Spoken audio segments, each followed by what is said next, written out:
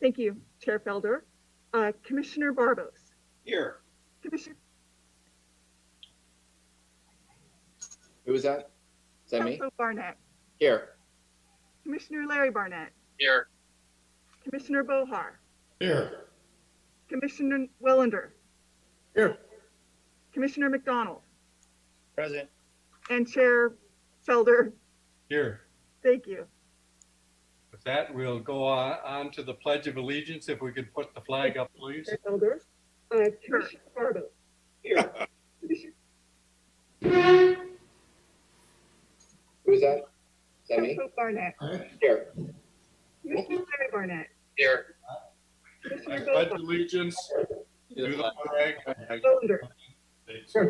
of the United States of America and to the republic Felder. that stands Thank one you. nation, God, Under God. indivisible, with liberty and justice for all. Please. Chair Felder. Chair Barbos.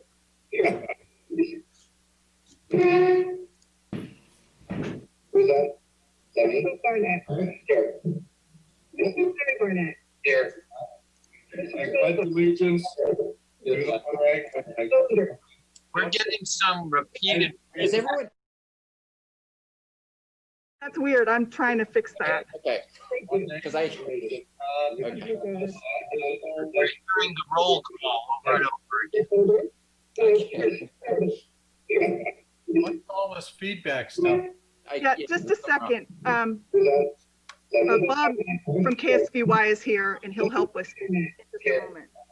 I pledge allegiance to the flag We're getting some repeated. Is everyone? That's weird. I'm trying to fix that. Okay.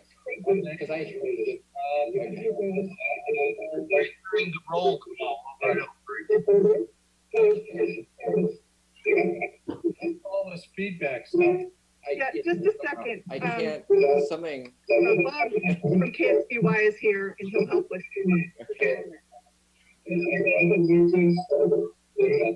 a moment. We're getting some repeated. Is everyone?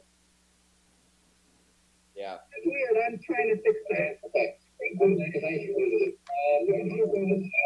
We're hearing the roll call over and over again. All this feedback stuff. Zoom Yeah, up. just a second. I can't. Something. Okay, everyone mute themselves. Everybody meet. It's like attic. We're getting some repeated. Yeah. Weird. I'm trying to fix that. Okay.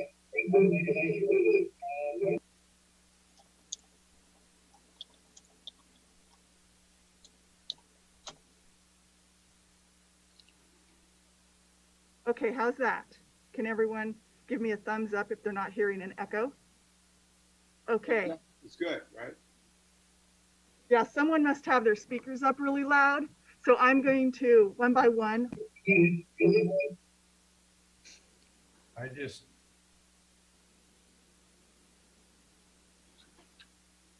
You want us to all mute? yes, everyone mute.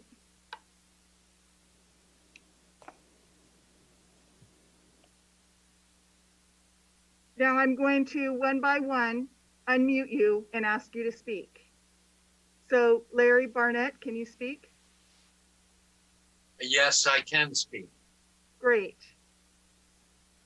Kelso Barnett, can you speak?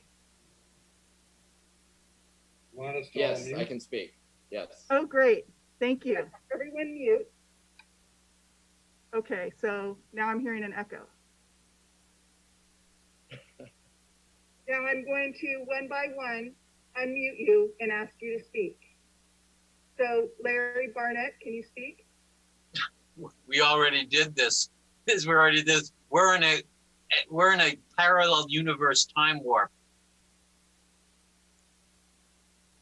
Are you asking that again, or are we hearing the Oh, pre? great. Okay, all right. Thank you. Everyone mute. Okay. Okay, so just a minute. It's still happening. I've muted everyone and. Now I'm going to. Yeah, can you help me with my sound so you can hear it on the computer? Can you speak? We already did this. We're in a parallel universe time warp. Are you asking that?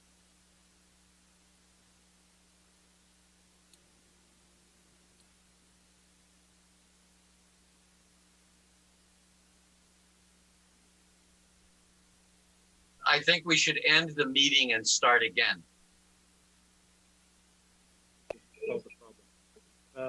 We already We did can always this. adjourn We until already September. did. No, we don't need to do that. Hold on, just a moment. If everybody be patient with us, thank you.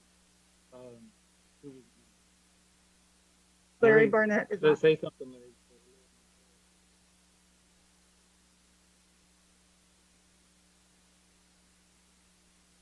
Larry, Yes? can you say There's hello, no my echo. name? Okay. Okay. What? Do you want me to keep talking? You're Oh. good.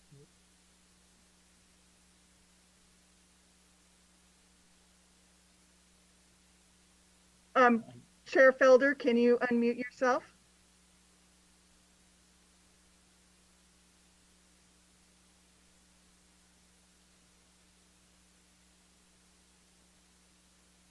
Are you asking me to unmute? Yes, All right, you're good. Okay. Ron Wellender, can you please unmute yourself and state your name?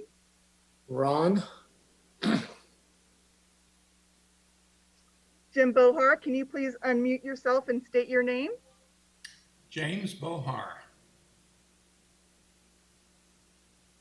Steve Barbos, can you please unmute yourself and state your name?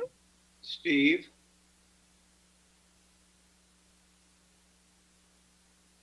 Kelso, can you please unmute yourself and state your name?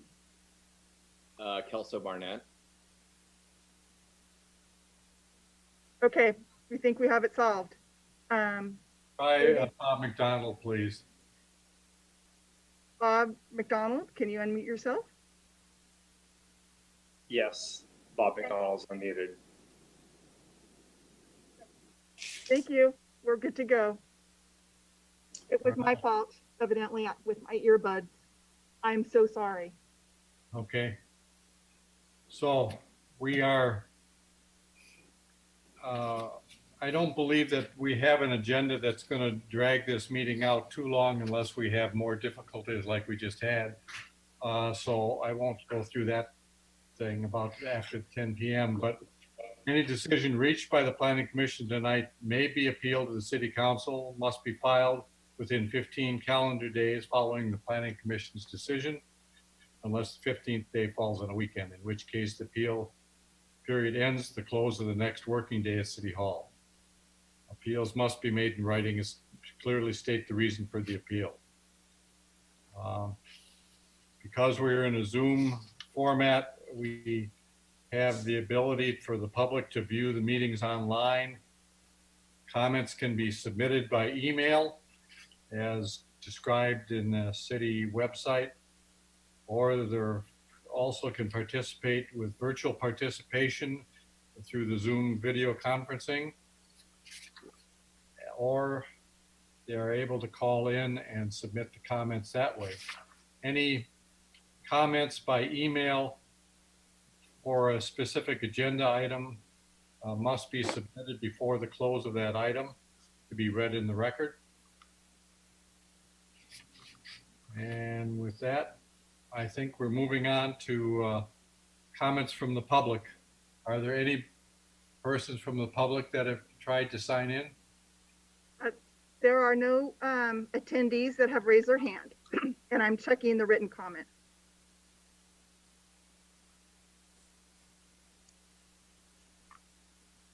There are no written comments. Okay, then I will close the public comment for items not appearing on the agenda. The next item is review and acceptance of the agenda. Does anybody have any changes? Seeing none, we'll go ahead with the agenda as is. Late correspondence.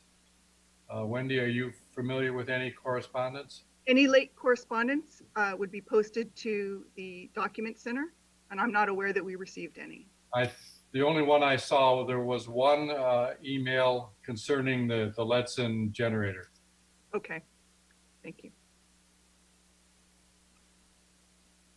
Good evening, Christina. So with that, we move on to the consent calendar. All items listed on the consent calendar are considered to be routine, will be acted upon by a single motion. There's only one item on the consent calendar tonight, which is the minutes of the regular meeting of July 9th. If there will be no separate discussion unless members of the Planning Commission staff or public request the item to be removed. Does anyone want to remove that item? Seeing none, I will ask for a motion to approve the minutes. Move to approve. And is there a second? Second. All in favor? Aye. Aye. Let me do a roll call vote. Commissioner Barbos, Yes. Commissioner Larry Barnett, Aye. Commissioner Kelso Barnett, Aye. Commissioner Bohar.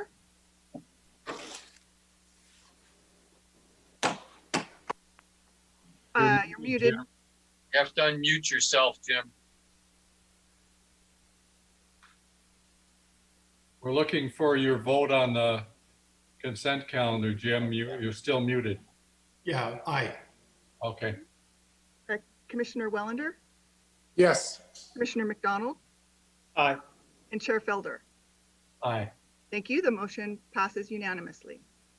Okay, we'll move on to the items for the public hearing.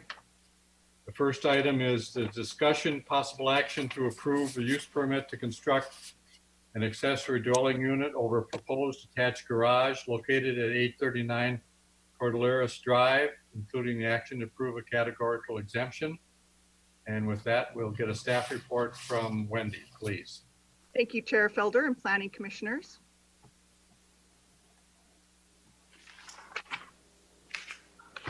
Let's see here.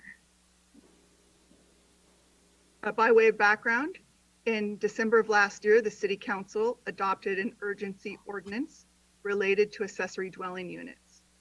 Discretionary review by the Planning Commission is required this evening for this item because the height of the proposed ADU at 23 feet is taller than the existing residence of 16 feet 7 inches. The project involves constructing a new accessory dwelling unit above a proposed attached garage, and the total area of the ADU is 517 square feet. Here's the site plan. And here are the elevations. And the elevation on the top is the view from Avenue del Oro. And the next slide, the elevation at the bottom is the view from Cordilleras Lane. With regard to general plan consistency, general plan policies and goals applicable to the project include housing element policy 4.5 to provide for the infill of modestly priced rental housing by encouraging second dwelling units on single family zoned lots. And the project is consistent with the goals and policies of the 2020 general plan. The project's also consistent with the development code requirements. Specifically, the maximum coverage in the zoning district is 40%, and the project would result in a coverage of 28%. With regard to site coverage, maximum site coverage is also 40%, and the total site coverage for the project would be 39%. And the maximum floor area ratio is 0.35, and the total FAR would result in 0.31. There are architectural requirements that need to be reviewed in conjunction with projects involving an accessory dwelling unit. In particular, an ADU shall be similar in material, color, style, and form of the primary residence. Architectural details, including but not limited to windows, roof pitch, and trim, shall be similar to the main building on the property, and the project is consistent with the architectural requirements. Staff did not identify any project issues And the applicant did communicate with 7 neighbors in the vicinity, and a few positive comments were received, and no one voiced concerns. So there are certain findings the Planning Commission need to make in order to approve a use permit. And staff's recommending the Planning Commission approve a resolution authorizing the use of the permit, subject to findings and conditions of approval. That concludes staff's report. Thank you. Thank you. Questions of staff? By any of the, Jim?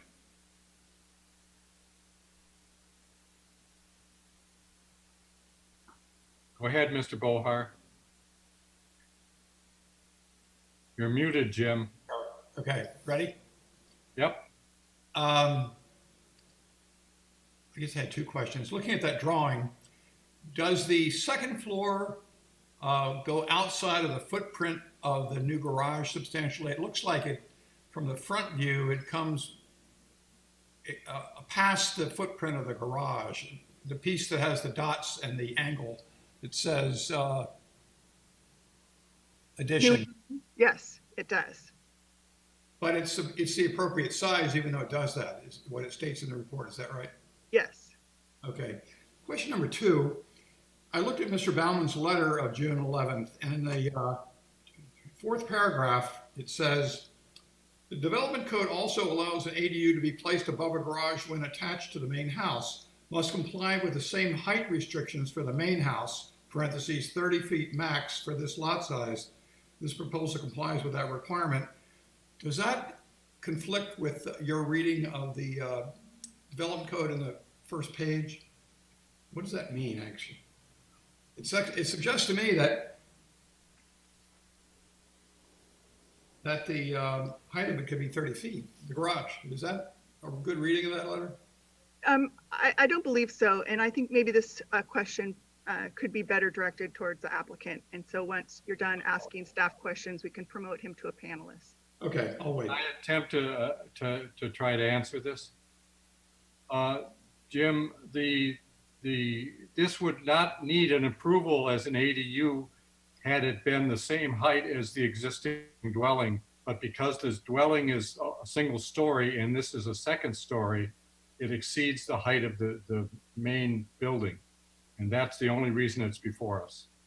It is a height of 23 feet versus a height of 16 feet, 7 inches for the main building. So essentially, I should ignore that comment in the letter, whether it's right or wrong, correct? Well, the comment is the only real concern is that this is, because it's a second story addition on a single story structure, Okay, needs our approval. I'm fine. Okay. Any other questions? I've got one. Wendy, is it your understanding with the position of the garage now, it is now facing the street as opposed to being perpendicular to the street? Does that require a driveway realignment? I don't believe so. I think that they're going to be able to use the existing driveway, but Looks yeah. like on one of the plan views that it looks like there's a wider driveway to service this new garage. We'll have Yeah. to. I know they were increasing the driveway area, which led to an increase in their site coverage. And the applicant can probably address this And question. it looks like it is taking out some of the plantings for that driveway extension. I think it's just a shrub, not a tree, but. Wendy, I'm here, and I'm just not sure when I can speak. Yeah, we haven't opened it up to the public hearing yet. So just Okay. You have a chance in a minute, Robert. Any other questions? I'm not seeing anybody, so with that, I will open up the public hearing and ask the applicant to speak if he would. Yes, hello, commissioners. Thank you for hearing our project. I trust that you can hear me fine. If not, please Yes. let me know. Regarding the driveway, I met with Public Works. and they said it's fine to widen our driveway. And yes, that does incur the removal of a couple of shrubs, as well as one pepper tree. And it's a diseased pepper tree. And the other question, if I understood it right, you were asking about the orientation of the upper level ADU in relation to the house. Did I understand that question? I don't know if that was just a comment or a question.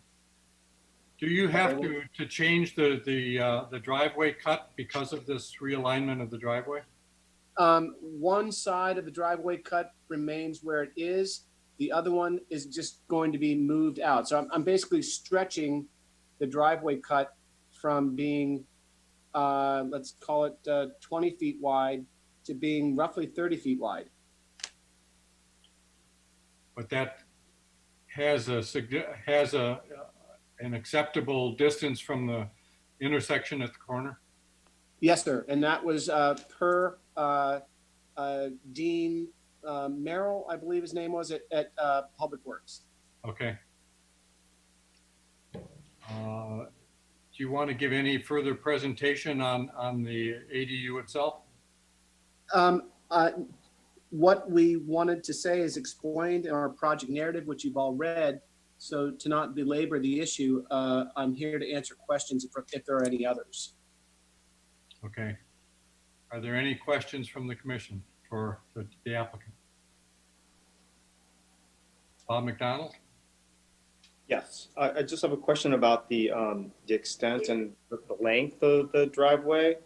It looks like that the driveway services the two bays, but also curves to also encompass a very large area that I guess would be maybe for a service entrance. Plus, it looks like it curves to the side of the building, so it provides an additional parking bay.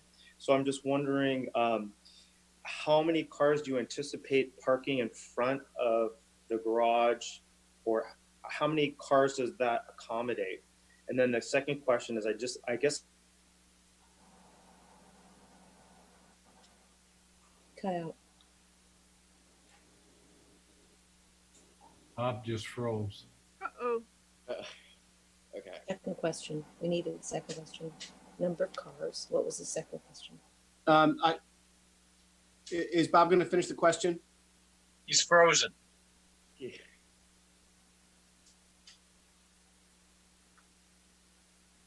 Well, maybe we can come back to him. Yeah.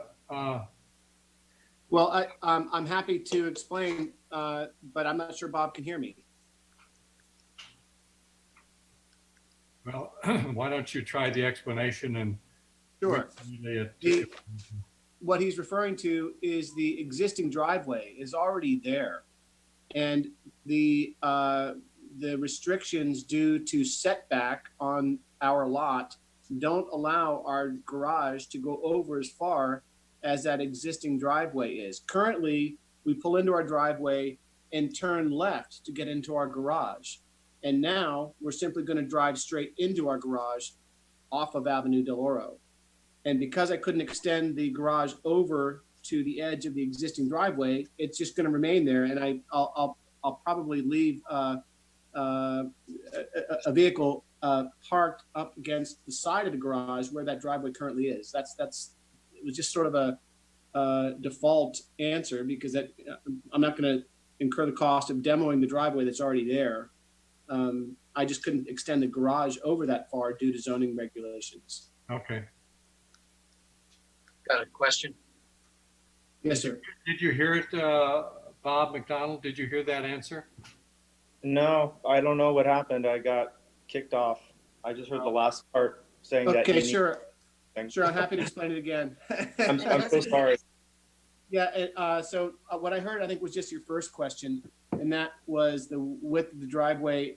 Number of cars. Let's see, it would be the western edge of our driveway cut is there, and that's not changing. And that goes straight into in towards our yard. And currently we pull in our driveway and turn left to get into our garage. And we're expanding our garage, where we're taking off the existing garage, doing a new garage, but the new garage per zoning regulations is not allowed to extend over as far as the current edge of our existing driveway. So I'm going to leave it there to not incur the cost of demo, and there probably will be a vehicle parked on the edge of our new garage, but now we'll be able to pull straight into our garage with the two vehicles that we primarily use. And so that's the reason for that. And we didn't get your second part of your question regarding number of cars, I think. Well, no, my second question was, well, I don't know. It doesn't really matter because how many cars that accommodates. It more goes to back to the staff question about coverage. So I guess, is this something that would be allowed under the code, Wendy, to have this much paving for off-street parking in front of somebody's home? Yes, the project is under the allowable site coverage. Okay, thank you. Those are the questions I had. Okay, Commissioner Barnett, you have a question? Yeah, Robert, is this your home where you live, or is this something you're doing for a client? No, this is my own home, and I'm here right now with my wife watching the Zoom meeting, and I mentioned that because it's kind of the best of both worlds. My wife is an artist, and this ADU is going to be used as her painting studio, and we are also soon to be empty nesters. We're taking our youngest child to college in another couple days. And I can foresee them coming back and staying in the ADU. And I also see it as providing a place for potential rental for people to come to live there, to rent it out. So it just seemed like killing a lot of birds with one stone in a positive way. I only ask because I'm used to you coming forward as an architect rather than a homeowner. So I was just... Yeah, no, I'm a homeowner in this case, but I happen to have also drawn the plans. Okay, thank you. Any other questions of the applicant? No. I don't see any. With that, we'll open it up to the public for public comment. Is anyone signed in to speak? Yeah, there are no members of the public that are raising their hand to speak, and there have been no written comments received. So no public comment. Okay. With that, then, I'm going to close the public hearing and bring it back to the commission for this discussion and possible action. And Kelso. Yeah, I just want to say I support this application. Obviously, the most important thing to consider right now on this application is the effect on the neighbors in the neighborhood, and we haven't heard anything. In the project narrative, Robert said he reached out to the neighbors and he's gotten positive feedback. Also, Robert always does a good job on all the other projects he puts forward, and so I can only assume he will do a great job on a property he actually lives in. And I think the plans look great, and I support the application. Thank you. Other comments? Commissioner Larry Barnett. Well, unless the rules have changed, Wendy, it's my understanding that homeowners in a single-story residence can add a second story by right. Is that still the law? It is.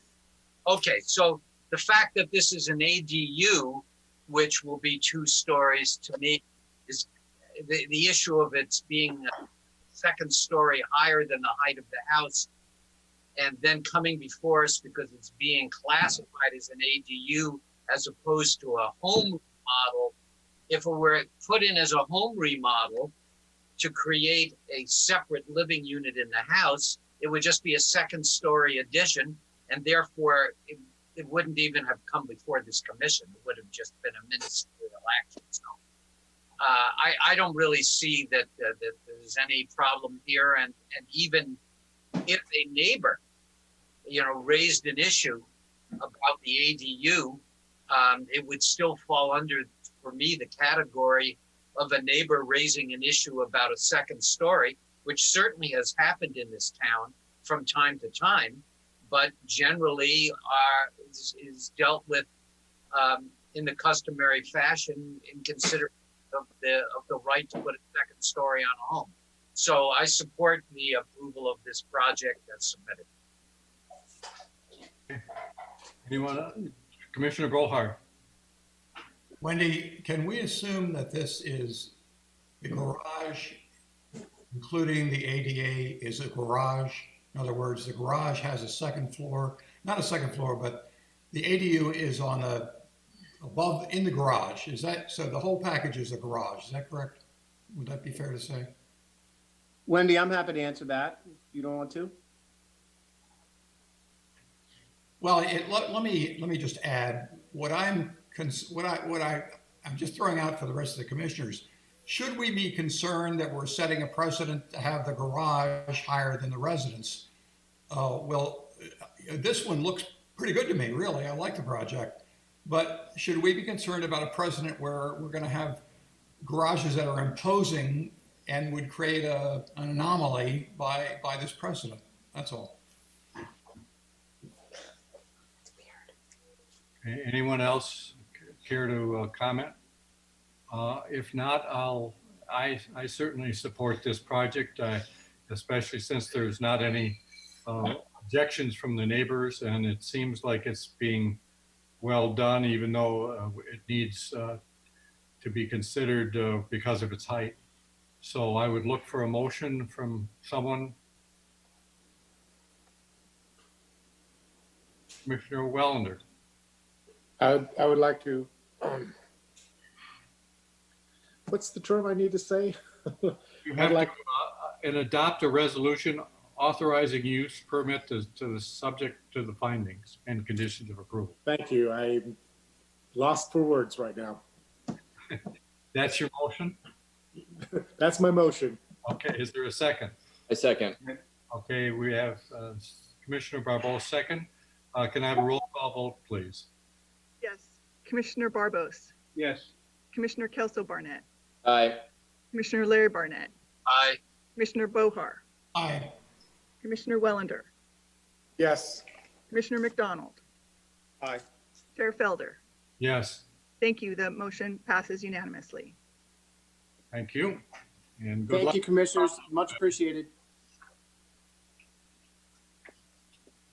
With that, we'll move along to the next item. Item 8.2 is a discussion, consideration, possible action to approve a use permit amendment application for EPC Sonoma LLC to allow a permanent generator at 91 Napa Road, the Sunrise Assisted Living Facility, including action to approve a categorical exemption.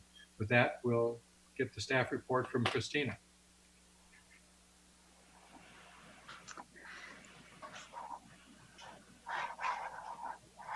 Thank you. Just trying to get all my screen set up.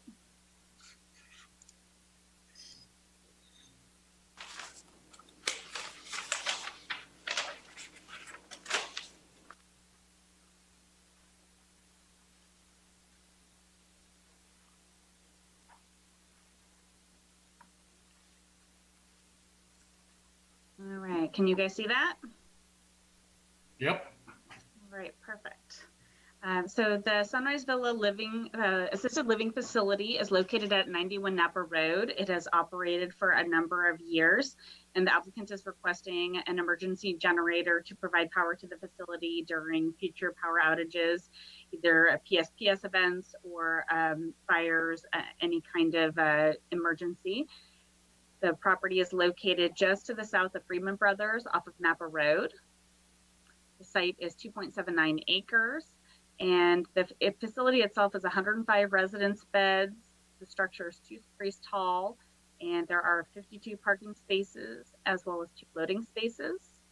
And it's surrounded by Freeman's to the north. There's some single-family residents in the unincorporated county to the south, as well as to the east. And to the west is a vacant parcel that is in the city of Sonoma and is zoned Gateway Commercial. The required setbacks in the Gateway Commercial District are 20-foot front and street side setback, The generator is proposed to be set back approximately 150 feet. There's no required rear setback, but it would be set back 150 feet from the rear property line. And there is no side setback, but it would be 32.8 feet from the western side yard. The applicant's proposing a new 450 kilowatt emergency generator to power the facility.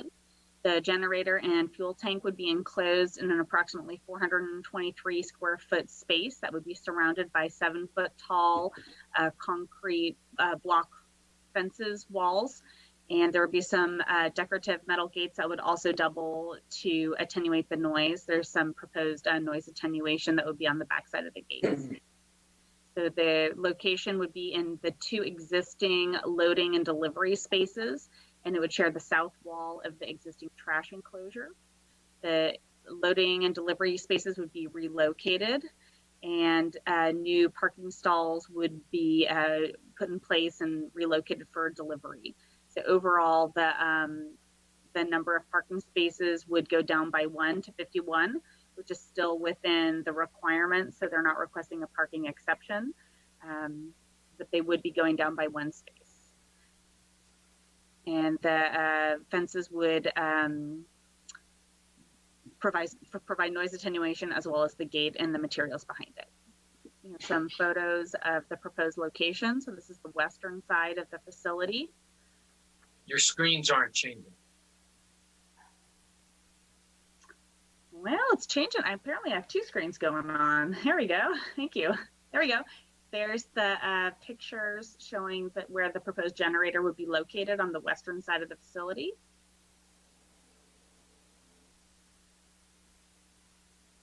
The primary issue with these generators is noise generation, and for commercial properties, our noise ordinance regulates constant noise at 55 decibels.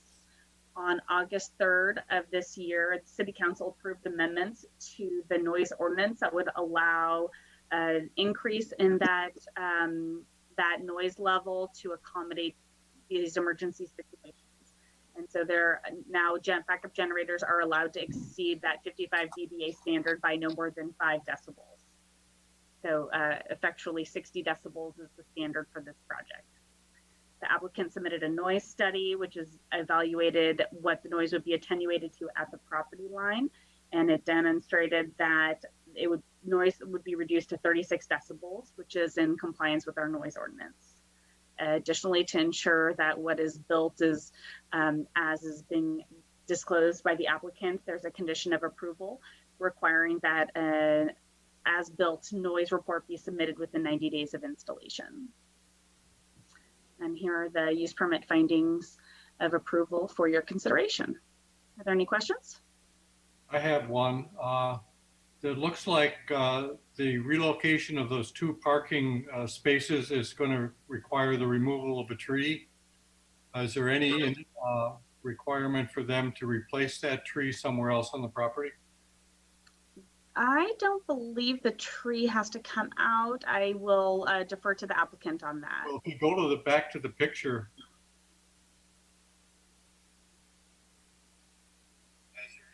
I believe it's where the trash cans are going to be located, not where the tree is. The tree is right in that area of the red curve that goes around the corner where the 2 parking places are going to be placed. So the generator would be on the south side. So the picture that you're seeing with the red curb and the green tree, maybe Ron can help us out with some species, that's looking to the south. And so I believe that the generator would be located on the other side of that facility. It isn't the generator that's going to remove the tree. It's the 2 parking places that go where that green space is, where the red curb is. Based on the site plan, the parking spaces would be essentially where I'm standing taking the picture, not where the tree is. But I could be wrong. Well, I'd have when I looked at it today, it sure looked like that tree is coming out.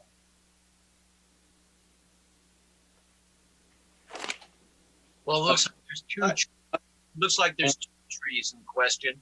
One in the photo on the lower left, you can see that there's a trunk of a tree in front of the wall, and then there is a larger tree behind the wall with a much larger trunk.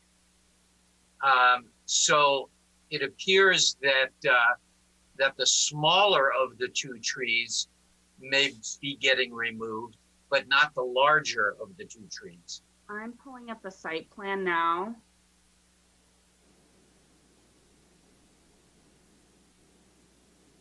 I have a question for you, Christina, while you're doing that. What's the total height of the generator on whatever pedestal or base that it sits? Does it exceed 7 feet in height? The top is at 7 feet. And the wall is going to, I remember in one of these, and I'm not sure, maybe I'm confusing this with a different application, but I remember one of them stating that the wall was going to be 6 feet. Are we sure that it's 7 feet? This wall would be 7 feet and the generator would be 7 feet. I believe it was MacArthur Place that was requesting the 6 foot. Well, that it was one of them on this agenda. In any event, you know, it will. The next item is not requesting fencing at this time. I was just going to say that, in general, my opinion is that these sound walls ought to exceed the aggregate height of the generator by a foot, by something, just to further attenuate the noise and to eliminate any visual impact that the generator itself would have.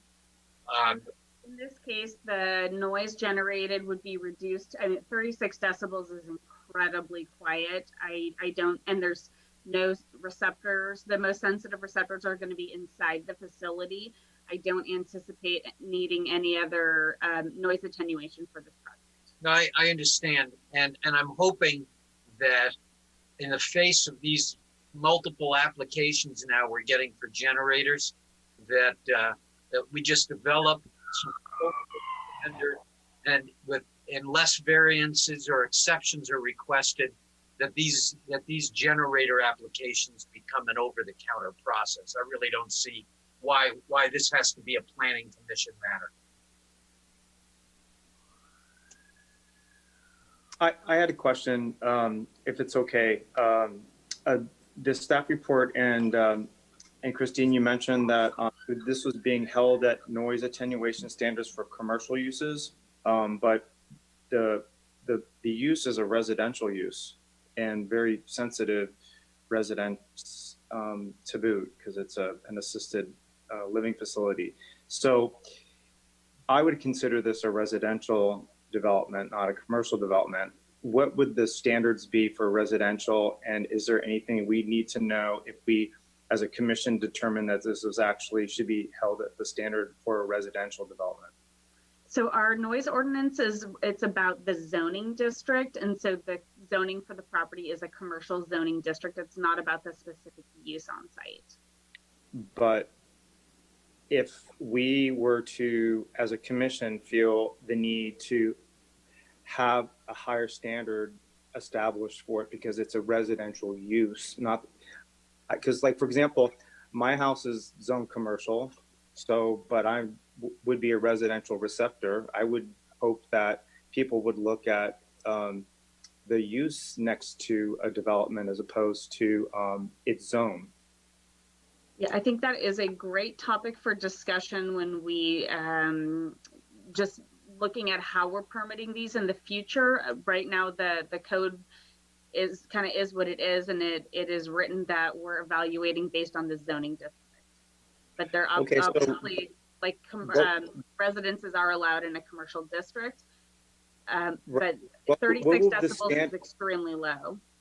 Okay, well, what would this? I know, but that's at property line. What would the decibel? What would be the acceptable decibel level of a generator, which is right below a resident on that second floor? It would be 40. Okay, is that acceptable? It would still comply. It would. That's what I wanted to know. That's all I wanted to know. Okay, but you're right. In the future, we should be looking at the use as opposed to, because if you have a mixed use, we are supporting residents in commercial zones, so we need to look at the receptor or the use rather than the zone. So those are my comments. Thank you. Any other questions of staff? With that, then I'll open the public hearing, and with the applicant, is the applicant present? I have a question, Chair. Chair, can you hear I'm me? sorry. Go ahead, Jim, before we open it up. Thank you. I support what Larry Barnett just had to say about this. It seems to me that this should be a over-the-counter rather than go to the Planning Commission. Secondly, Bob McDonald reminded me of the residential issue.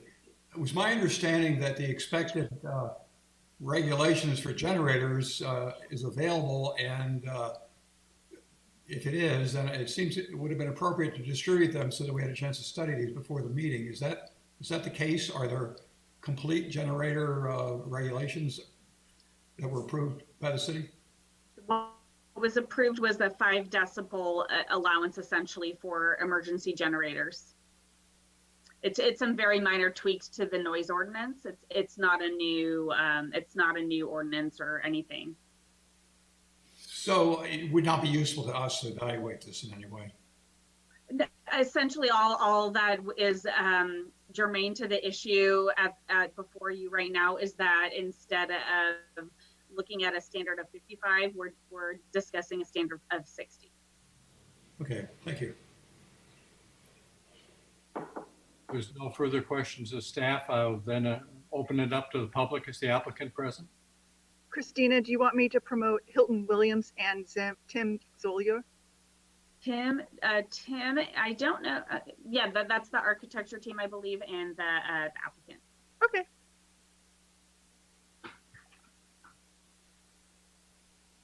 Okay, I've promoted them, and they will want to turn on their video.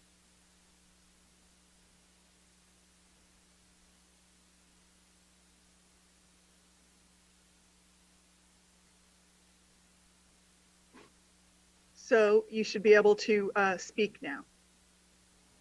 They've got to unmute themselves. Yeah, they're both on mute. Okay. I've unmuted them on my end. I think they need to do it on their own end. Jim and Hilton, you're both on mute right now. Can you hear me now? Yes.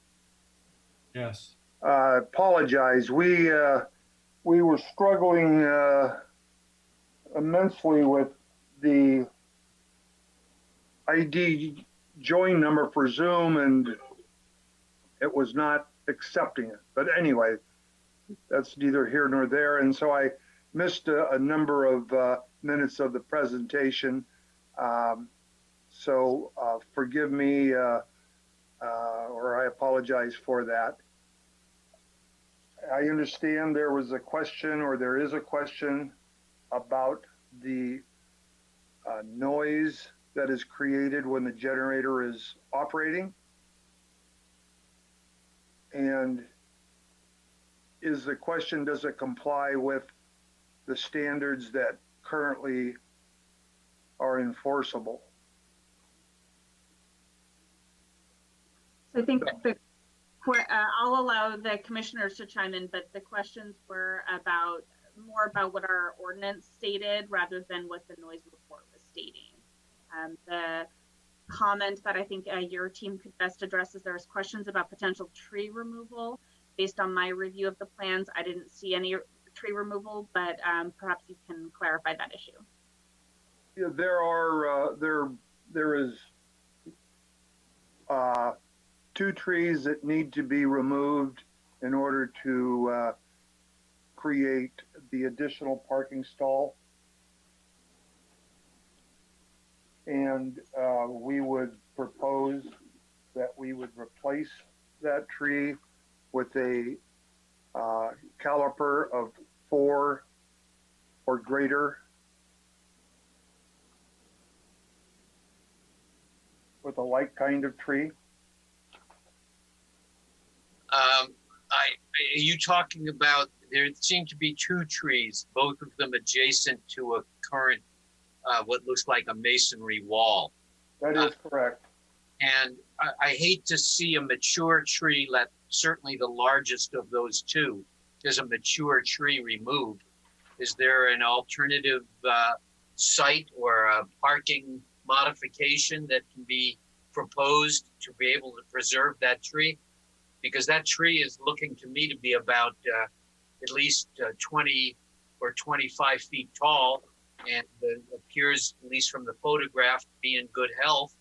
And it'll take 15 years to get a 4-inch tree up to that stature again. And I would agree. And I think there are 2 locations that are alternate possibilities, and we would like to, if that's the commission's recommendations, explore that with the planning staff and have it subject to the review and approval of the planning department. great.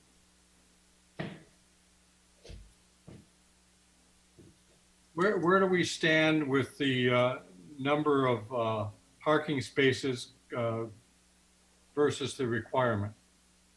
Go ahead. Oh, I was gonna say there's existing 52 spaces on site is my understanding, and the requirement is 51. Correct.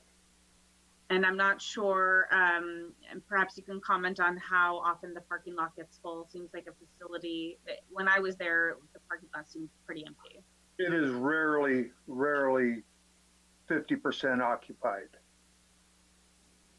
I don't have a specific answer as to what the ratio of occupancy is to capacity, but we have never had an issue. Being that this is an assisted living facility, most of the tenants don't drive, so a lot of the parking is for staff in the facility. That is correct. I guess if I were looking at preserving the tree versus adding parking space to delivery stalls, I'd rather save the tree. We could eliminate that one parking stall and save the trees. So that would really only make you short by one then, huh? Because you're losing one as it is now. If you take another one away, you're losing. We were adding one though, so we were still a net plus one, I believe. Correct, yeah. Where are you adding one?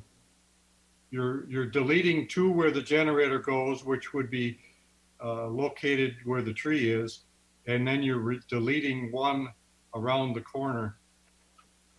So you're losing a stall, not adding a stall. Still be if they eliminated 1 parking space, they'd be at 51, which is what the code requires. Right. So if we eliminated 1, I think what he's saying is right now, do we have 53 stalls, Hilton, currently? And we're eliminating 2 for the generator. So that brings us down to 51, and then we're adding 1 back. So it would be 52. I couldn't remember on the calc. Yes. But to add when you're adding the 2, you're removing another one. I believe that's correct. Yeah, if you look, is the site plan available there, Christina?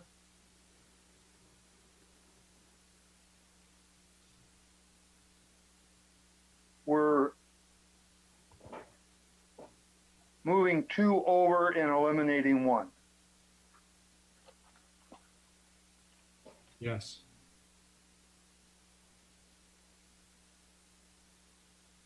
And Hilton, so currently, before any changes are made, where are we with the number of spaces before any modifications are done? We are 1 over. Okay, so 52 stalls and 51 is required. right. So if we take, we're taking away 2 and adding 1 back.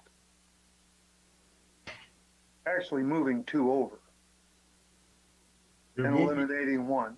Yeah, but I think in order to move those 2, we're eliminating 1 in that southern parking area. Yes. So you have a net reduction of one space. Correct. Yeah, we're adding 2 and eliminating 1. Well, you're not adding 2, you're replacing 2 that where you're putting the generator. Well, excuse me. Let me rephrase what I just said. We are using the 2 where the existing 2 exist for the generator and fuel tank, and then we are moving and repurposing the area for 2 and eliminating 1. And it's, I think, fairly, well, yeah, it's right here on the site plan. Where we,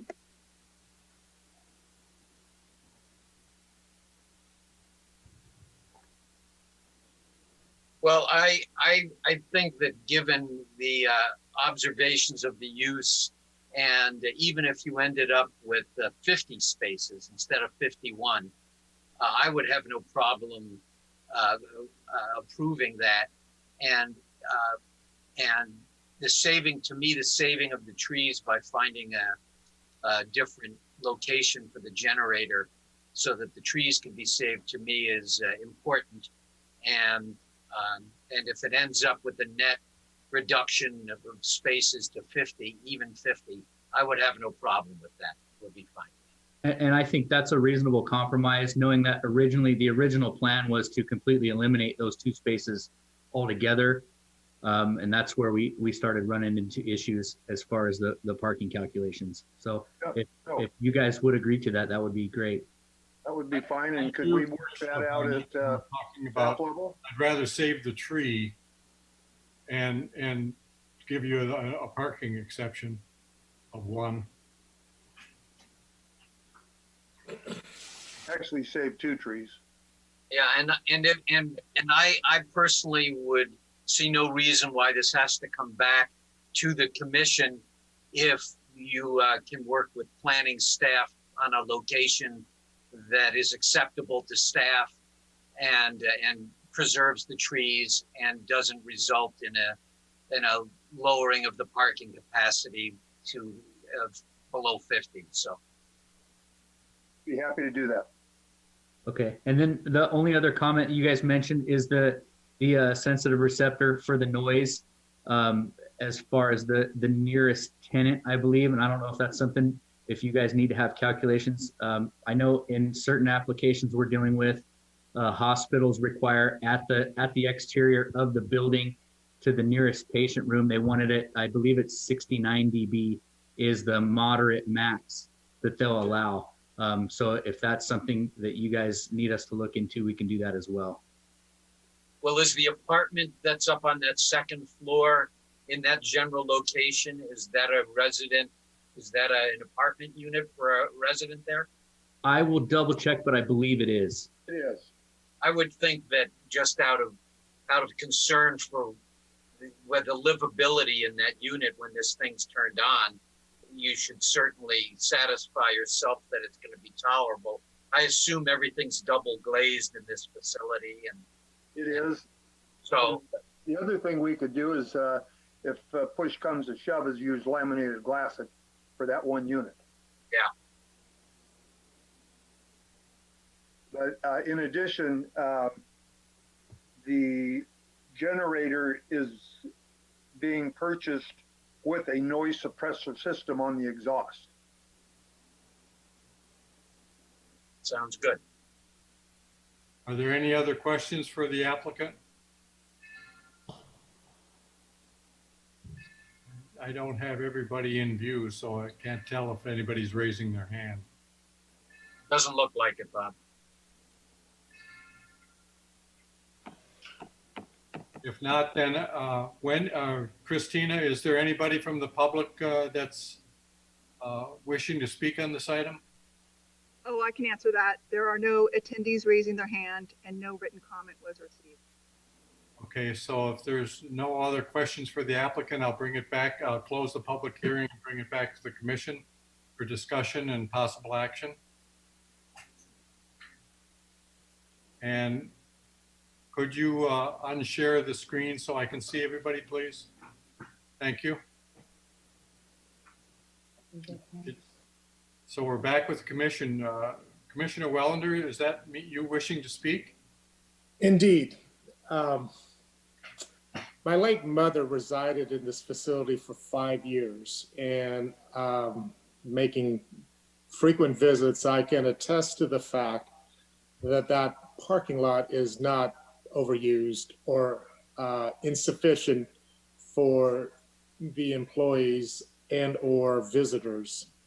In fact, if anything, it's kind of a sad commentary that not a lot of people visit that group. But I just wanted to say from my own personal experience that even if we were to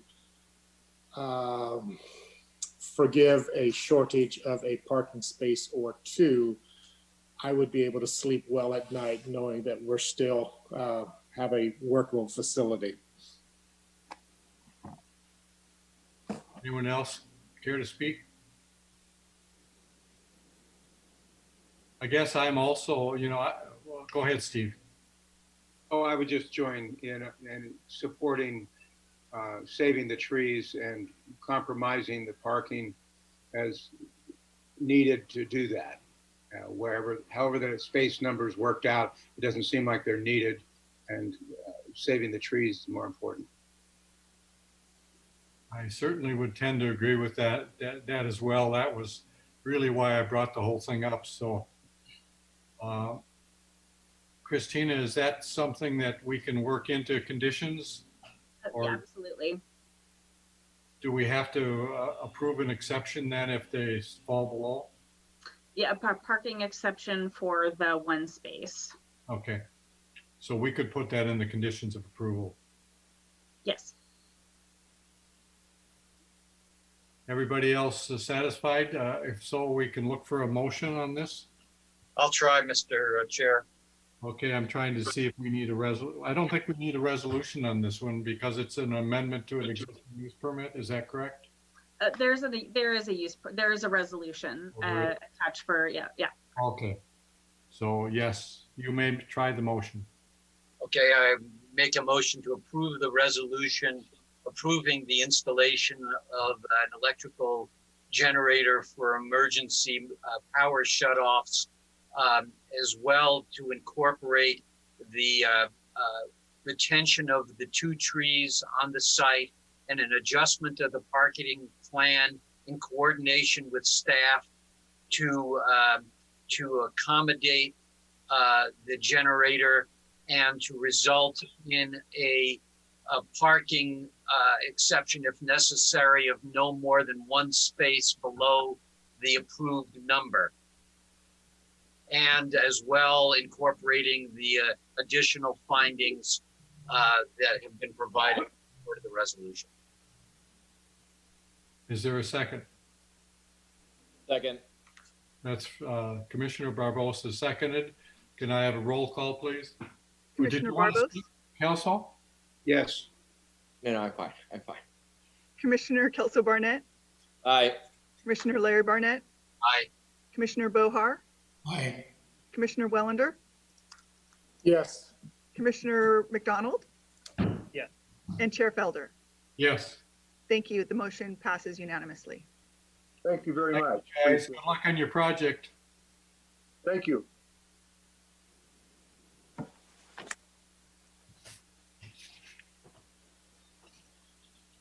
Okay, we're going to move on to item 8.3, which is the discussion, consideration, possible action to approve a use permit application of Steve Ledson to allow permanent emergency generator located at 480 First Street East, the Ledson Hotel, including the action to approve a categorical exemption. With that, the staff report from Christina, please. It is. Right. Can everybody see? Yep. Do I have the right one up?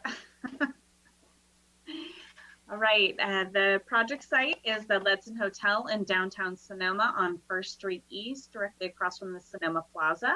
The property has 30 feet of frontage on First Street East and is between East Spain Street and East Napa Street.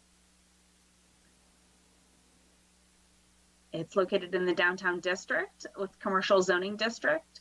There are no required setbacks. As proposed, the generator will be located 3 feet from the southern property line. The current project is the applicant's proposing a new 70 kilowatt natural gas emergency generator to be installed along the southern property line of the Ledson Hotel. The generator would allow the hotel to continue operations. And most importantly, it would allow guests with mobility issues requiring an elevator to get out of the hotel building during a power outage. And it would be, like I mentioned, it would be 3 feet off the side property line and at the parking lot just east of the existing electrical switchgear. This generator is a lot smaller than any of the ones that the Planning Commission has reviewed to date. It is 8 feet long, 3 feet wide by 4 feet tall. So, and with the capacity 70 kilowatts, so it's a lot smaller. For example, the last one was 450, I believe. So it would run on natural gas and has a sound attenuated enclosure. There's some photos of the back of the Ledson Hotel and the front.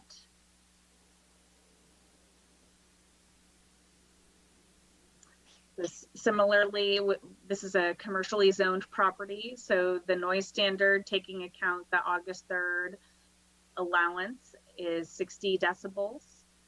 The specifications provided by the applicant indicate that the unit would generate 72 decibels, which is within 3 feet of the property line. So as proposed, it does exceed the noise standard. The condition of approval has been applied, requiring the applicant to prepare a noise study that would investigate the issue and provide recommendations for noise attenuation. So it could be fencing. There's lots of different noise attenuation panels, things like that, that the applicant could consider. Because of the low height, it likely is not an improvement that requires a building permit, so it wouldn't require design review. And here are the use permit findings of approval. Are there any questions? I have one. Can you go back to the pictures, please? The picture in the upper right that's showing the two vehicles in the stalls underneath the building, and then there's one outside. I believe that the furthest parking spot behind the one on the left would be compromised by the location of the generator, and they would lose a parking spot. That would be a great question for the applicant. Do we have an indication? And I've counted like 8 spots available back there. Do we have know where they are with the requirement? I do not. Let me take a look at the plans.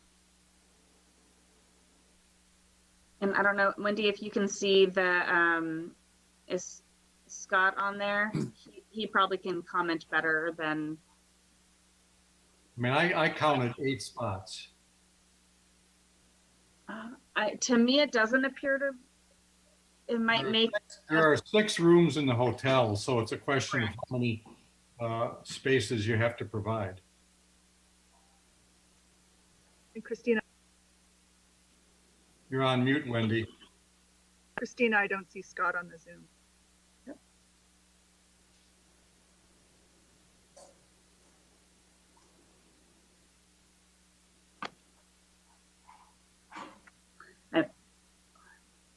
Does there anybody else have a question? I do. Okay, Ron. It's more of a procedural question. If the applicant has submitted a proposal that exceeds the standards, and in this proposal has not shown any effort in either creating a sound study or providing any sound attenuation other than what comes with the unit, why are we hearing it? In other words, it exceeds the allowance. And whereas the previous applicant, as well as the applicant of last commission, presented something, but presented it with efforts to address the sound. I'm just confused why we are having this discussion. I had that conversation with the applicant, and similar to some of the comments on the earlier project at the Sunrise Villas, these issues are really prescriptive in that the noise standards are what the noise standards are, and the parking standards are what the parking standards are. And I was comfortable moving forward with any conditions of approval that would be required.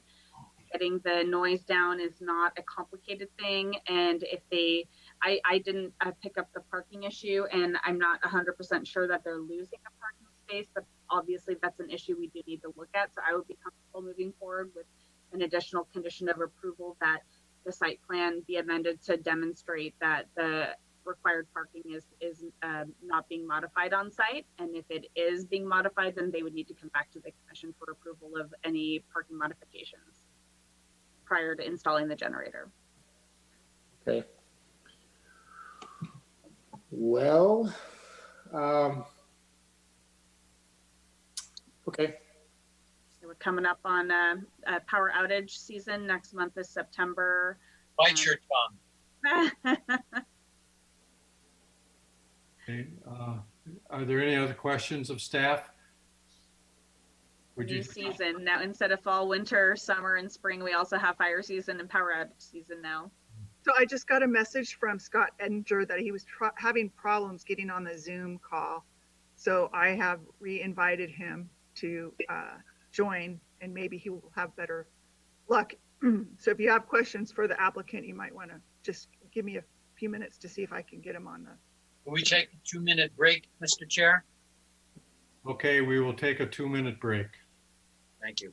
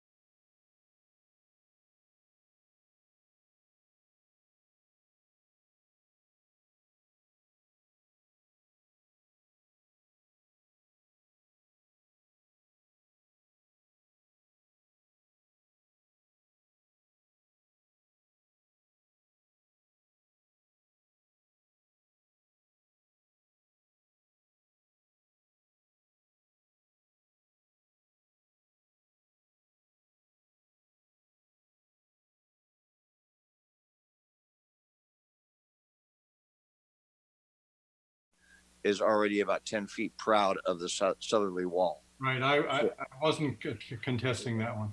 We had another question raised about the lack of another question raised about the lack of another question raised.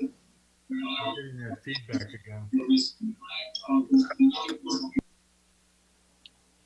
Scott, can you unmute? Yes. Sorry about that.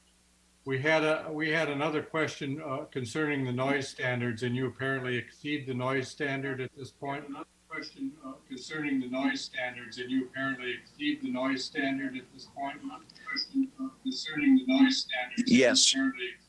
I hope I'm not causing a feedback, but I can answer your question as best I can right now. Yep. Wait, just one moment. Scott, are you wearing earbuds? I am not. Okay, never mind. Do you have the meeting on in the background? I am not. Okay, never mind. Do you have the meeting on in the background? I am not. Okay, never mind. Do you have the meeting on in the background?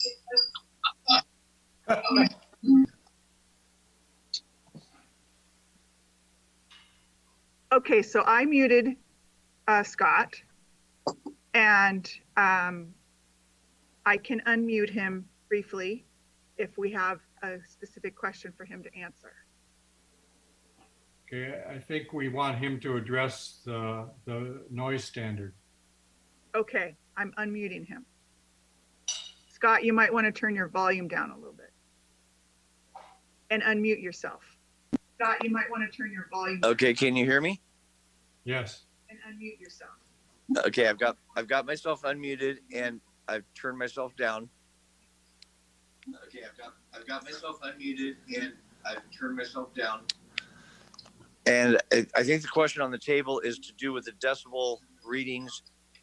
And what I talked to Christina about, the specifications state that yes, we do exceed the decibel levels that are required.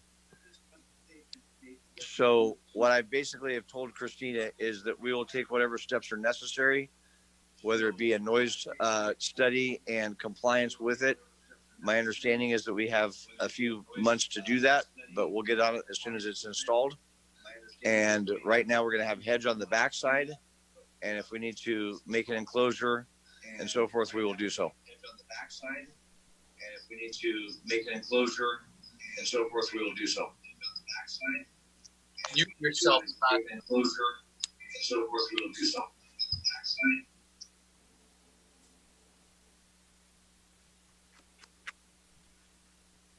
I muted Scott again.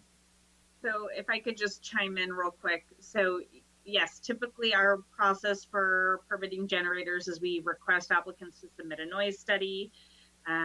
Scott and I had a conversation about this issue, and we keep going back and forth a little bit. And on one hand, we say we're trying to move things along, and it's very prescriptive and programmatic, and so things like this, they seem so rote, and based on the code, we could skip the planning commission altogether. This is a case where we didn't really have all the information, but I was trusting the standards that are in place in the code, and that by doing it this way, we would help the applicant and the hotel to have a generator in place. And if there indeed is an issue, they are required to bring the noise level down to meet the code. There is a provision that the planning commission could approve it with a noise allowance through the use permit process, and that's another alternative. Scott preferred to just stick and say, yes, we will meet the code. So once they have the installation, they will have to perform the measurement to see if they meet the noise standard. They'll have to perform, compared to the noise standards, and then the requirement is that for the noise study to make recommendations for attenuating the noise below the required standard.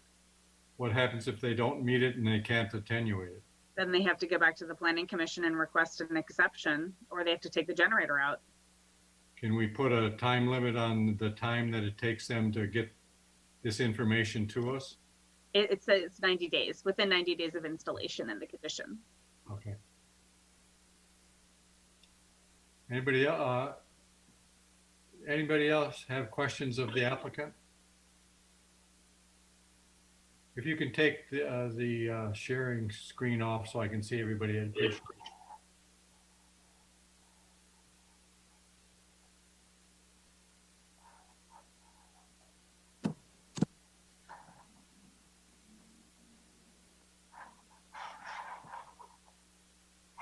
There we go. Okay, Mr. Wellender? I believe it was stated earlier that there was some communication from the public regarding this agenda item, and unfortunately, I didn't have the opportunity to read it. Could someone speak to what the public's comments were, please? Yeah, it was the owner of the property adjacent to him on that corner.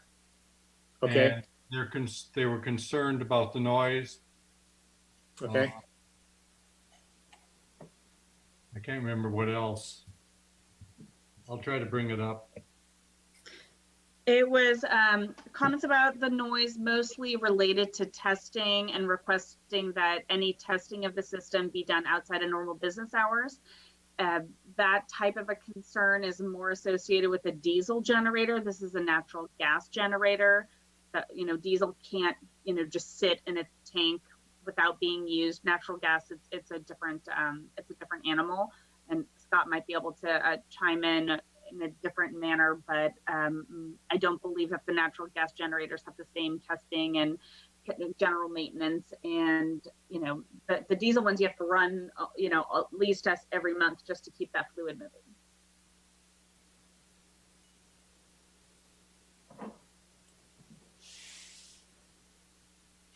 I'm trying to find the letter. Here we go. I can read it for you if you'd like. I've got it now. It's from Mr. Fred During. And They own the. he's requesting the Planning Commission require an enclosure with a high degree of sound attenuation. Also, consideration given to locating the generator as far as possible from his property. Also, the testing of generators not permitted when the businesses are open for business on the corner there. Those are the three items. Thank you.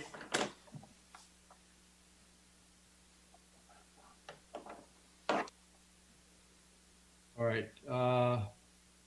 Is there anyone else from the public that signed in to speak? No attendees are raising their hand, and I'm checking for written public comment, and there is none. Okay, with that, I think I'm going to close the public hearing and bring it back to the commission for discussion and possible action.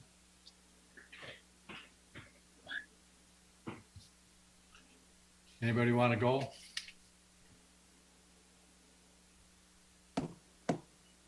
Mr. Barbos.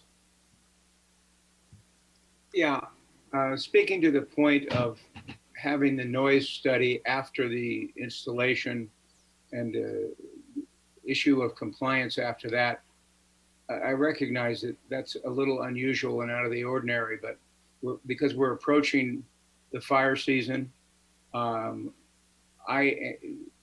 we can build into the conditions of approval language to the effect that if they can't operate, if they don't meet the noise ordinance after they do the study by taking whatever steps are necessary, I feel comfortable approving it on those terms. Anyone else?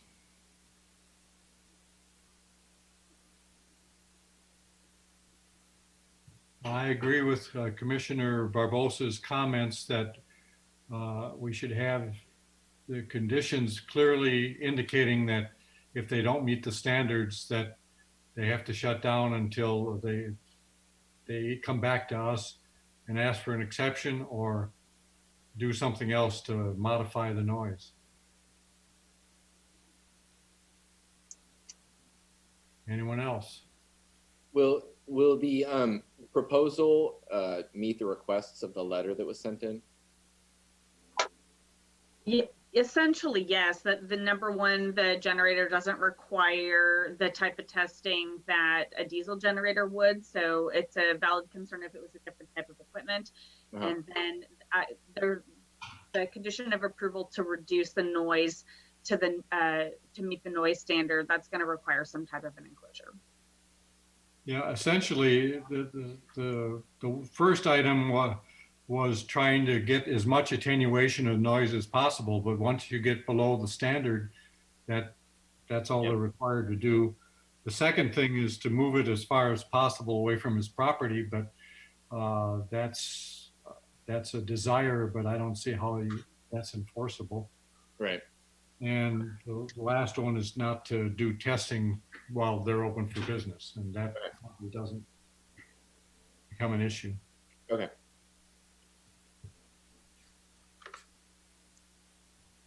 Anyone care to make a motion?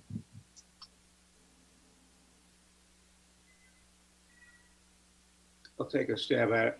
All right.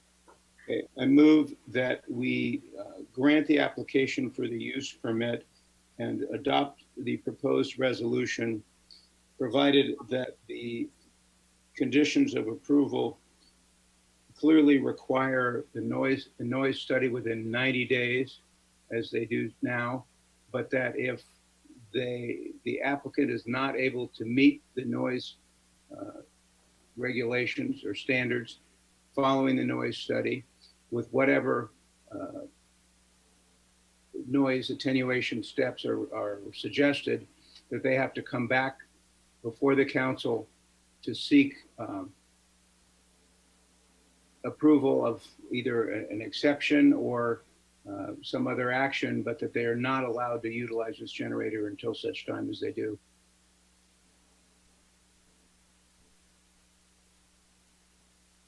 Anyone care to second it? I'll second it.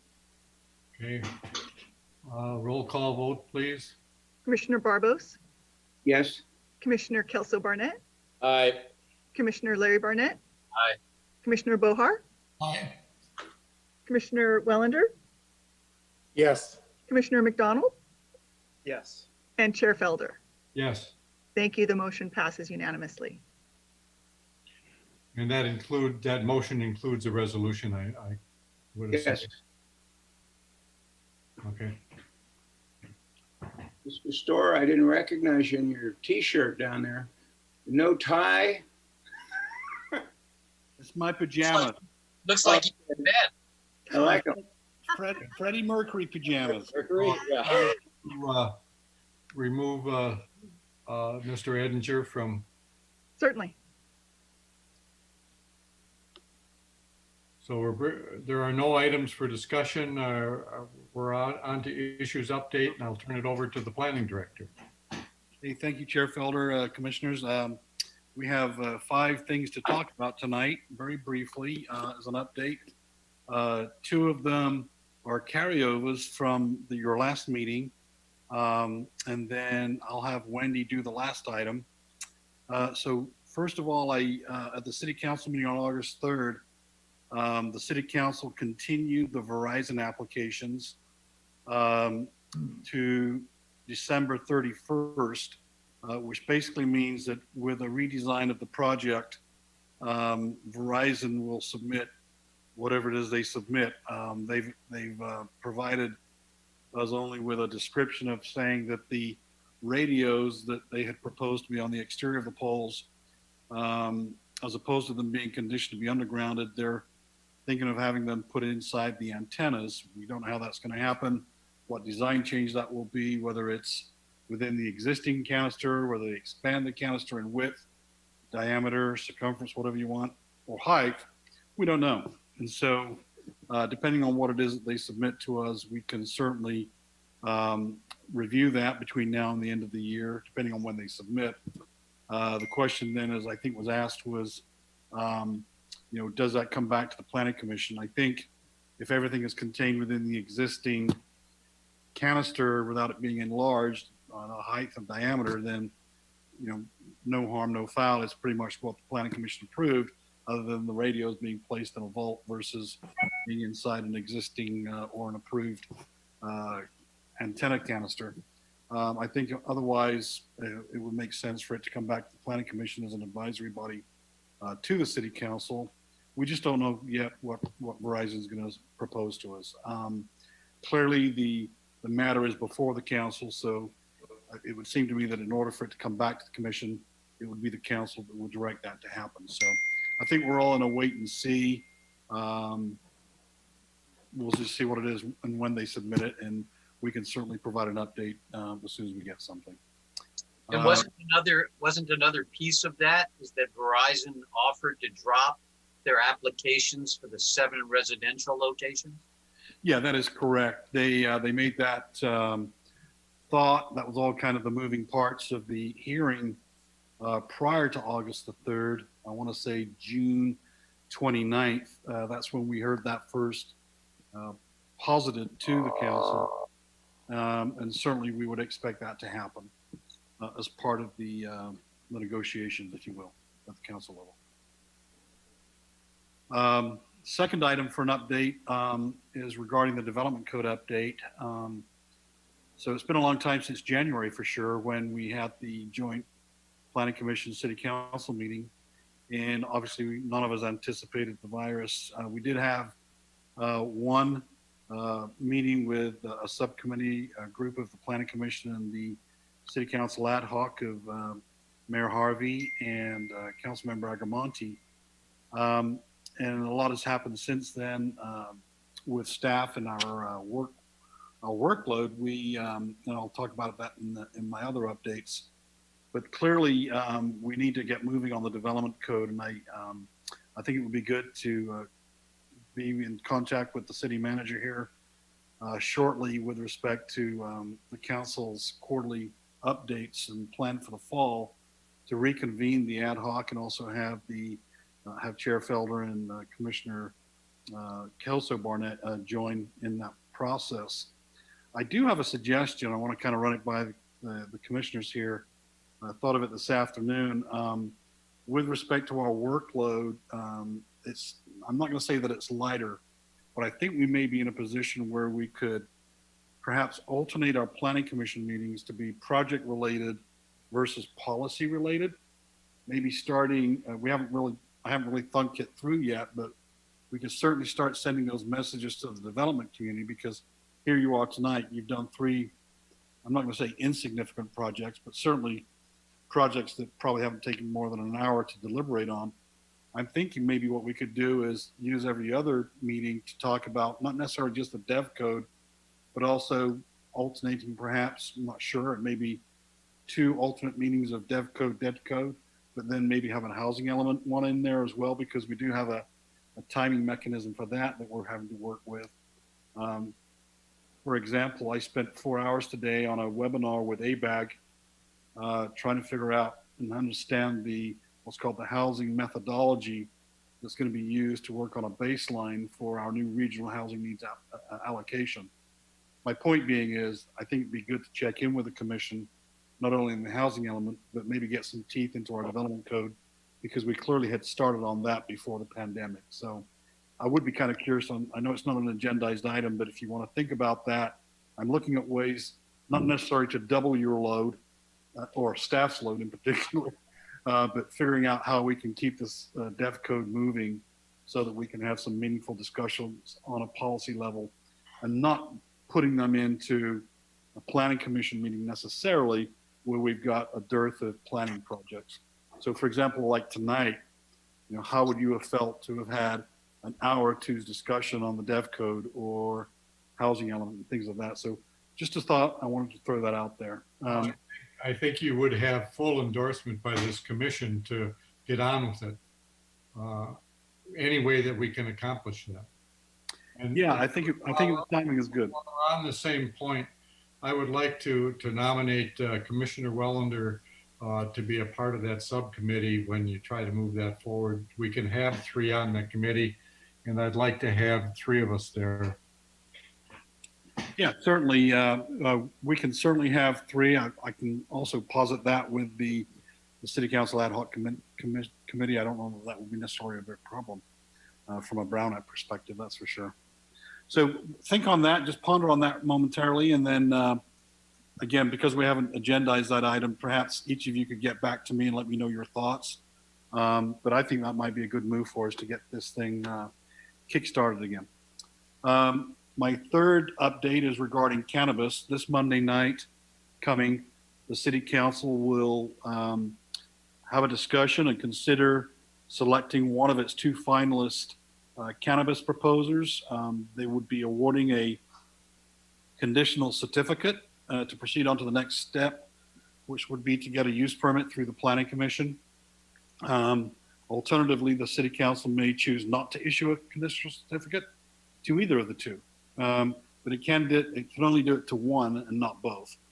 And so that'll be in the agenda packet for probably going to be released very soon if it hasn't been released already. So keep an eye open for the City Council agenda for Monday night.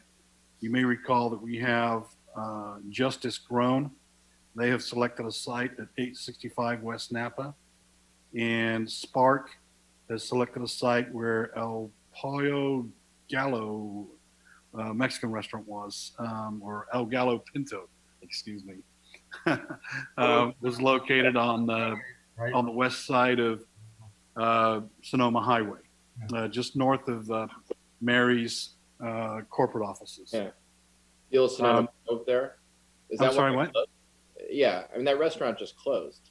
Yeah, just this last weekend. Yeah. Yeah. Yeah, and it's had a few restaurants there before. El Pollo Gallo or El Gallo Pinto. Amigos. What's that? Amigos, right? Sonoma. It was originally Sonoma Grove. Yeah. But so the other site is the site that was originally proposed by John Early a long time ago. Is that the correct site? That is correct. Yeah, and okay. I will tell you, and Wendy can confirm that we about a month ago we did receive a planning application for design review for that particular site. With the site having just been recently provided to us, I haven't done any analysis as to whether the plans that we received for DRHPC are consistent with those that we received for the cannabis retail dispensary. But that obviously information will be happening between now and Monday night. I'm sure that question will be asked when I give that information out.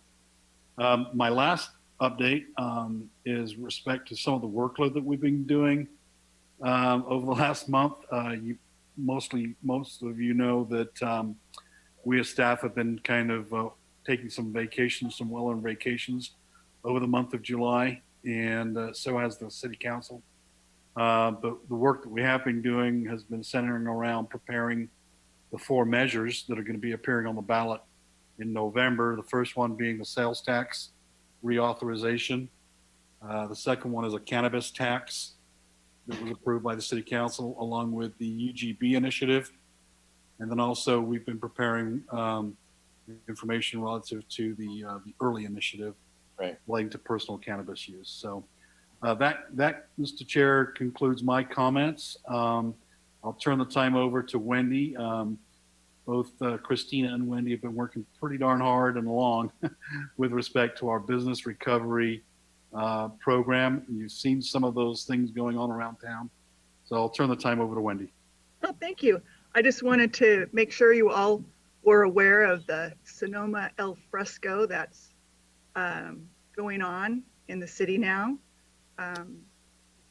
In order to mitigate the impacts of COVID-19 on Sonoma businesses, the city's been assisting in temporarily adding or expanding outside service options to accommodate the COVID-19 related health standards. This allows businesses to remain open and folks to enjoy the Sonoma Al Fresco experience while maintaining safe areas for pedestrians. We want to make sure that everyone wears their mask and that they practice safe social distancing. And you may have heard that First Street East between East Spain and East Napa will be closed on weekend evenings. And we're hoping that this is going to kick off next Friday, August 21st, and Saturday, August 22nd. First Street East between East Napa and Patton Street is closed through 2021. to through traffic to accommodate expanded outdoor seating for Pangloss Cellars and the Maya Restaurant. Many downtown businesses have also received city approval to set up tables and provide food, beverage, and retail services in areas on public sidewalks, public and private parking spaces, outdoor patios, alleys, and on the Sonoma Plaza. The city manager has created a business expansion staff working group to help businesses expand. The working group, directed by the city manager, is at the discretion of the city council and is allowing business expansion on private property with no approval by the city. And the outdoor business expansion allows the use of canopies by right, not tents, but canopies. And canopies that exceed 700 square feet will require a tent permit by the Sonoma Valley Fire and Rescue Authority. And I just wanted to give you all an update on the Sonoma Alfresco, and I hope you can all enjoy the outdoor experience. It was my understanding, Wendy, that there was supposed to be some consistency in the type of canopies that would be used so that we wouldn't have a hodgepodge tent town. Right, the canopies on the public sidewalks are supposed to all be white. So we're working to get that message out to the businesses. Is it also possible that we can do something a little bit nicer than these orange water-filled barriers that really don't add to the charm of the town? You know, that's a great question, and the Sonoma Valley Chamber of Commerce just received a $35,000 grant to have some artists paint these barricades so they're more attractive. And so we're working on that. A first step was to get them out there, but yeah, we definitely want them to look nicer. All right. I just wanted to briefly compliment Wendy and staff for this program. I think it's actually great. Obviously it's a unique situation right now, and just seeing all the life and vitality on the sidewalks, I think it's a great program. And as we look at the development code over the next few months, obviously this pandemic, God willing, will come to an end at some point, but maybe we should start thinking about ways we can facilitate some more of this outdoor dining once it passes, because I think it really adds to the Sonoma experience, and I think it's great. So thank you. I think we're in the commissioner comments section of the program. If anybody else would like to speak. Mr. Chair, my video seems to have locked up, but my hand is raised. Okay. I'm concerned that very rapidly we're going to be into the temporary tent application season. And if we're going to address the development code, I'm wondering if there's going to be some way to prioritize the work on that such that some of the issues that we can expect to have come up before us in the next month or two can go to the head of the list, so we've actually got some legal standards to rely on when we consider applications. So I'm hoping that one of the first efforts made by either the ad hoc committee or the commission as a whole is to identify those items, which should be relatively easy to deal with, but nonetheless have become necessary. I'd add to that list something like valet parking, for which we have no standards. So I just think it would be great to identify these low-hanging fruit that we know is going to come before us going forward, and get those up front. Well, and I would like to add to that. I think we also have to start to take into consideration a health standard for these temporary tents that go up, especially if they are essentially enclosed, so that we need a reading from the health department or somebody from the county as to whether that is considered indoor or outdoor seating, because we certainly don't want to promote the coronavirus under these tent structures. Could I just chime in really quickly? My understanding was that these were supposed to be canopies and not enclosed. So they are supposed to be open. About the al fresco, Bob. We're talking about the other ones like Hop Monk and some of the others that have put up these Oh, okay. Yeah, you're right. tent structures for the winter months. That's correct. Yes. Okay. I'm sorry. Anyone else have any comments to add?